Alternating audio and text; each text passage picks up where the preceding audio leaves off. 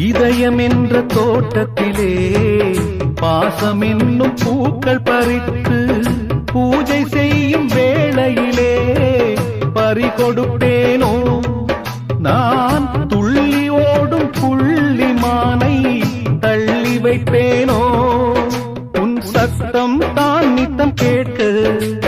முத்தம் தான் வந்து கிடைக்க உன் சத்தம் தான் நித்தம் கேட்க